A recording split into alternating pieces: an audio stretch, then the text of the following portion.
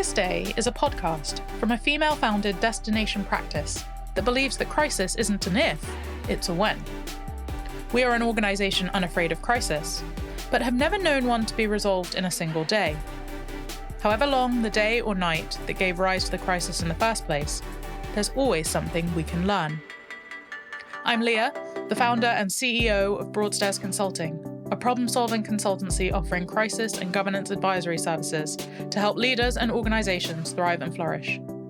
We operate in the gap between legal and public relations, at the coalface of difficult situations, believing that most crises are avoidable and the impact of inevitable ones usually can be mitigated. Our guests have overcome a litany of crises. Many of our guests have worked with us in some capacity in the past. All of them have stories worth hearing. We trust them to make this worth your while. We hope it helps you trust us. Today we welcome Ben Hilton, CEO of the Dame Kelly Holmes Trust. The charity supports 11 to 25-year-olds facing disadvantage in education and community settings to unlock their potential. Ben joined the charity in 2014 and has been CEO since 2018. He has a long history in the sector. Prior to working for the Trust, Ben worked with the business membership charity Business in the Community as Head of Community Impact for the Southwest and as National Operations Development Manager for its Work Inclusion Programme, which supports the homeless and those at risk of homelessness into employment. Ben is currently a board member of Sport for Development Coalition. We're down in the office in Bath today. It's been a busy week with Zara McDermott and, of course, the Princess of Wales and Dame Kelly Holmes herself.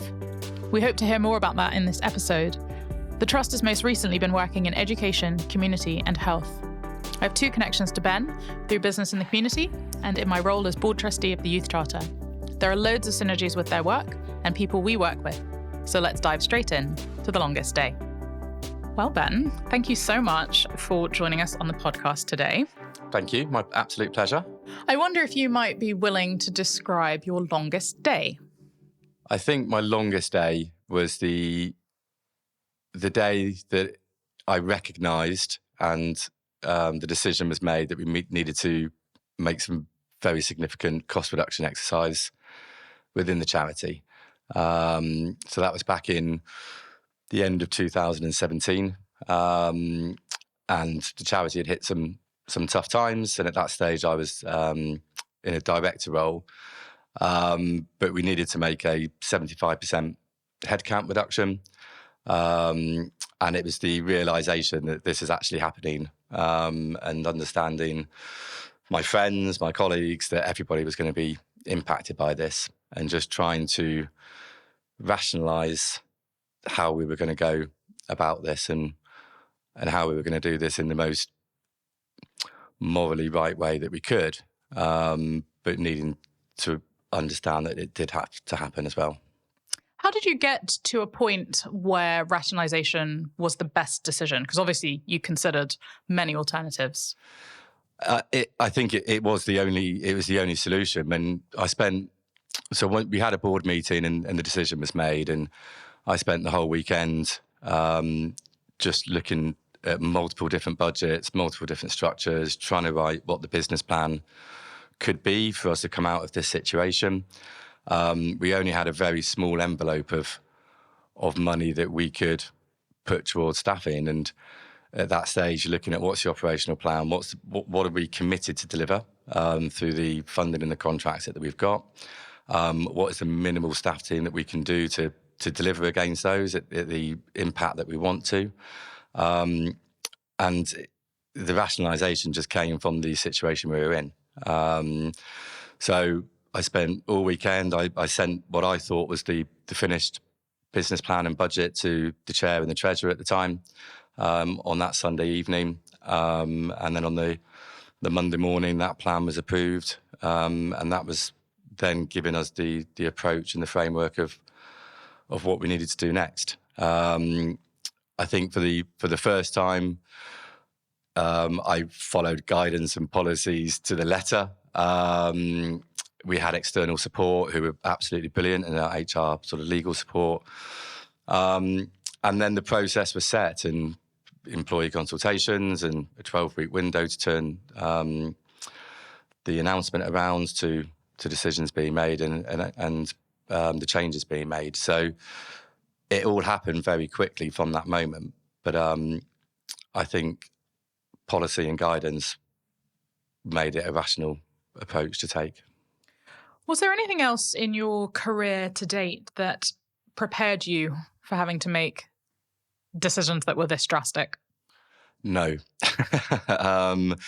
No, I'd always been employed by fairly large organisations. So in the old days when I used to work in recruitment, it was big firms that you would just sort of adopt, and decisions are being made elsewhere. And I was, happy in that role at that time. Business in the community, very well structured, large charity. I think at that time there were over 20 million turnover.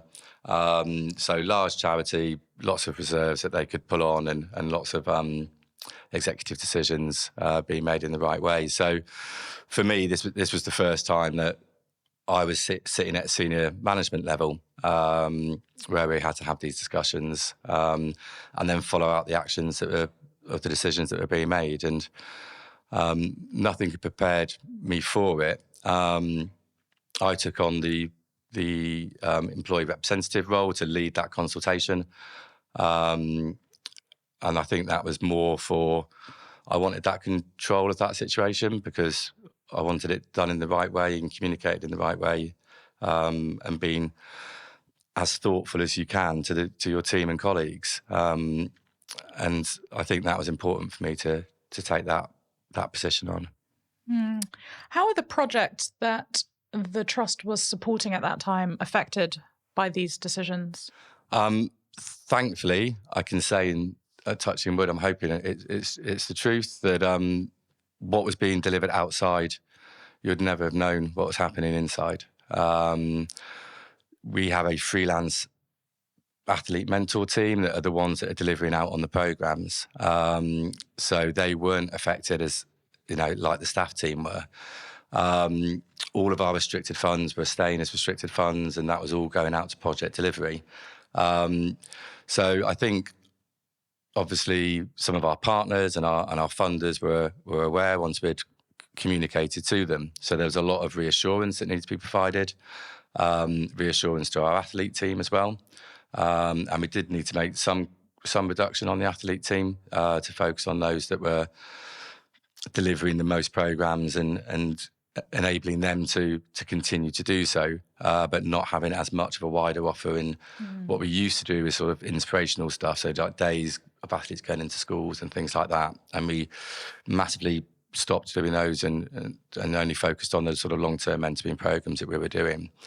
So I think externally we were sort of maybe, I can't always remember the phrase, but maybe like a duck on water. We seemed to be okay in our delivery side, but internally it was all a little bit chaotic. What did you learn about your team during those 12 weeks of consultation? I learned that some people need to vent. Some people need to react, which is completely right. Some people need to blame. Some people want to support you as much as you can. And there was a handful of people that their first question was always, "How are you doing?" I think at that time, not everybody fully understood that everybody was at risk of redundancy, including myself. I wasn't immune to it, and I was going through the same consultation as the ones that I was leading with the chief exec at the time. So I was also in the middle of it. But I think once people saw the process that we were following, and we had communicated a process, and that we were committing to it, to listen and to try to explain and to have everybody's voices heard, I think people were pleased that there was something to follow and there was timeframes to follow, and that helped. It especially helped in the consultation meetings where we were trying to look at outcomes and roles and what the redundancy process would be. And whenever it got emotional, we always pulled it back to, this is the process we need to follow and this is the outcome we need from this meeting. So guidance and milestones definitely helped. And I think after the initial sort of first 4 weeks, it moved into a much more of a, I'm not going to say pleasant atmosphere, that wasn't the right phrase, but a much more acceptance that this is actually happening. And people were then being supported to look for new jobs and being helped along the process as much as we could in that sense as well. How did you keep going when all of the signatures were on the dotted lines, the redundancy process was complete, the rationalization was done, and you had to pick up what was left? Yeah, it's a good question. So we were a team of 33 and we went down to 7. So that was the size of the turnaround. We'd shut the London office down. We'd moved everybody to a home working contract. We moved to a very small office in Bath, which had 2 chairs at the time. And things happened at different stages. So some people got jobs much quicker, so they left the organisation much quicker. Some people moved all the way through to their 3-month notice period. So handovers were happening at very different times and in very different states. So there was a lot. So once we knew who the 7 were, it was trying to do some parallel working and trying to explain the vision over the next 3 years. So the business plan that was developed had a sort of 3-stage business plan, which was survive, first of all, stabilise, and then thrive. So it was being as clear as I could about this is the direction that we're taking. In year 1, we had some very clear milestones. We had funding bids that were in that were crucial to get. So it's been very open and transparent with the team. We moved to, I empowered everybody to be part of all of the decision making. You know, there was no senior management team. We were the 7 people. I was the only person in the Bath office, so I was doing all the post, banking any checks, doing payroll. I was doing everything. But we were making decisions as the team. So if an opportunity came in, or we were looking at press opportunities or PR opportunities, we'd all discuss it as the 7, and we'd all try to guide our direction, especially for that survival year. Everyone still was nervous. There was still anxiety around the sustainability of the organisation. And we were using Zoom before it was cool. So I think that helped sort of connect us. But there was still a lot of things that weren't working properly, and we were just having to say, right, we need to park it, we need to park it, we need to park it. We've just got to focus on these and be really clear with our intent and our purpose over the next 12 months. So I think open communication, empowering the team and having that sort of collective decision-making in that period was really important to help us through, but to also help with our own sort of well-being at that time, and just having sort of weekly calls just to talk through anything that's going on in or feelings that are going on in your life at that time as well. I love that 3-part mantra of survive, stabilise, and thrive. What advice would you give a charity going through a similar situation? I'd say that you need to be honest as quickly as you can. On reflection, we probably could have seen the writing on the wall a little bit sooner. I think we had a bit too much optimism on a couple of things, and perhaps if we had seen it a bit sooner, the changes wouldn't have needed to been as drastic as they were. So I think be honest with the situation, focusing on the finances. That dictates everything. And be sure to have a transparent relationship with your board. I think a lot of charities, and I think we were guilty of this a little bit in that period, or the period running up to it, it was always trying to show the charity in its best sense, and always talking about the positives. When I took on the role as chief exec, in 2018, just following the period of redundancies, we agreed at board that we would only talk about the challenges, would have massively transparent discussions. There would be no blame culture. There would be no sort of authoritarian way of trying to run in the organisation. It would be a warts and all conversation at all levels. That is still the case now. And it's about how to challenge in an authentic and a supportive way. And I think for any charity that is struggling, it's making sure that you have got those relationships with the board, that you're being honest with yourselves, and you're having those open conversations, and you're just completely on top of your unrestricted funding, because that's the most important piece. We'll be right back after this advert from our sponsor.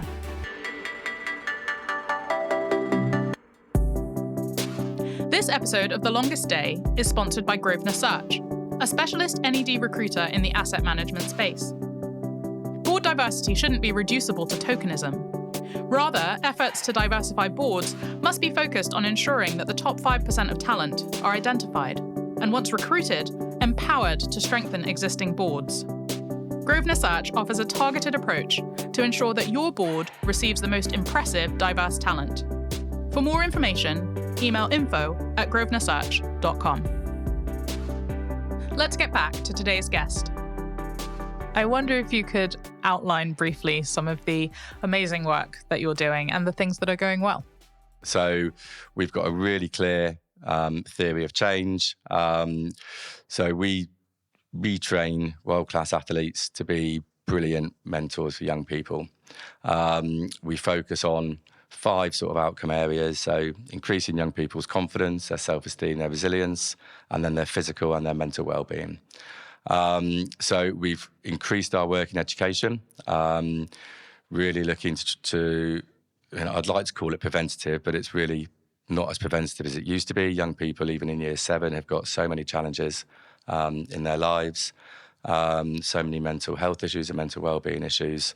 So I'm really proud of the work that we continue to do in education. And one of our partners, AQA, the Education Awarding Body, we've now moved into our 11th year of that partnership, and that is growing the reach and impact over the next 4 years. We've working much more directly to where young people are. So again, the challenges young people are facing of trying to be in a community centre from 10 till 4 on a Tuesday to try to meet their athlete mentor, things are changing. So we're working with a brilliant partner called Sanctuary Housing, one of the largest social housing providers. And we're working in supported living accommodation for 16 to 25-year-olds who are either being rush sleeping or in hostels. And we're working where they are living to try to help them raise their aspirations. So when they do move into independent living, they've got that belief and the resilience to bounce back with the challenges to lead happy, healthy lives. And more recently, we've been working with Older Hay Children's Hospital. And for me, I see this as a real growth area for us. And that's a digital mentoring program for in and out patients, either pre or post operation or surgery. And that's working with children and young people to look at that very, very particular moment in time, either from their hospital beds, and they are provided with an iPad. They can choose an athlete mentor. They can book in a time to meet with them. We've developed a wellbeing app for them to go into to try to just use that time effectively. And it's also got sort of exercise videos on there as well. So that's a really exciting space for us. And we're in conversations with a couple of the other leading children's hospitals, and hope to be able to announce something in the next couple of months for us to expand our work in that area as well. And then obviously the recognition from the Princess of Wales. Yes, earlier this week. Earlier this week, she came to visit one of our programmes as part of Mental Health Awareness Week to talk to some of our young people about the challenges they're facing and what are some of the solutions that we as society need to be thinking about. So it was a an hour visit, which we turned around in record time, I believe. But it's fantastic. And as a charity, a fairly small charity, to see that we're being recognised for the work that we're doing, it's just, it's a proud moment. And the board sent so many encouraging messages of their own pride of where we are now as a charity. But understanding that we're doing it in the way that we want it to be, we want to do it. So authentically, reaching people when and where they need us most, and just trying to live the values of the organisation. Yeah, that's amazing. Okay, so many of the attributes that you are helping people learn are applicable to leaders, which is one of the reasons I was so excited to interview you. I wonder how your longest day changed the way you run the charity going forwards. I think we've gone through a couple of iterations. I think it's very easy, especially going through the longest day. It took me too long to build the team around me. I was still doing far too much and doing way too many things, which was preventing the organisation moving forward, or at least having the opportunity to think about what's the next 5 to 10 years looking like. So obviously finances has a part to play in that, but I think having the self-reflection of what do we really need to move forward, and building that team around you, especially for me, that senior management team around me, to take a lot of the burden off the day-to-day of what we need to do. The resilience, I think, can be taught. I think that there is some innate experience in people, resilience in people, sorry. I was lucky that I had, my wife and good friends around me that were seeing me through that time and making sure that I was okay. But I think sharing the experiences and sharing how you're feeling with the wider team, I was probably in too much of a protective mode. And I think we share a lot more now within the organisation when things aren't going right, or we're feeling down about certain things, or we didn't cope very well in that situation. And that takes confidence as well, and it takes self-esteem, and it takes sort of psychologically safe environments, which, we're starting to build upon. We're certainly not there yet, but I'd like to think we've got the culture and the mindset that we will continue to grow in that area. But and obviously that piece around looking after yourself, and that's massively important in any role. I didn't look after myself particularly well in terms of my well-being in that period. It took COVID for me to actually get back on the yoga mat again. But you need people around you that can spot when you need a break, or when you need to focus in on yourself again. And I think as leaders, it's having the time to really do that self-reflection, even if it's just 5 minutes check-in each morning. How am I feeling today? What have I got on today? What's my priorities? But just having that moment to look after yourself, I think, is vital. I don't get to ask this question often, but I feel like now is a good moment. What do you most look for in a board member? Great question. I think it's changed, and this isn't just me. I'm talking about sector-wide. I think it's changed. From the olden days, it used to be who's got the big pockets, who can make some good donations for the charity. Nowadays, it's who believes in the work that we do, who's got a real connection to our beneficiaries, and the impact that we're trying to have on the lives of the young people we support. What is their values? And that's not just sort of those key words, but how do they interact with each other? What would they be like on programme talking to a young person, and how would they be sitting around a board, and how would they be talking to funders? So it's, what is their actual culture and their value within themselves? And do I feel that I could be completely transparent with that person and get support and wise words of wisdom? Skills and experience obviously sit there, but I think it is much more about that holistic person, and are they the right people to have around the table to sit with you in a crisis? And will they stand shoulder to shoulder with you when the times get tough? I think that's brilliant. Now, I think it's fair to say that athletes see food as fuel. I think that crisis gives food a whole new lease of life. So what we would like to know is, what food would you choose if you had to live your longest day again? Ooh, it's a good question. I mean, I'm Cornish, so I always go for a pasty in the times of a crisis. But if I was really looking for that long term, I'm going to be here for some time, and I need to feel quite light on my feet, then I don't know. I love a sushi. So we'll go for either a pasty or some sushi. That's brilliant. I am quite partial to a Cornish pasty, less so the sushi, but all good choices. Well, Ben, thank you so much for your time, for your wisdom. I think it's so encouraging to hear your experience, but there are so many learnings that many of us can take with us through our whole career, and we think that crisis helps us learn. So thank you for your insights, and thank you for joining us on The Longest Day. Thank you.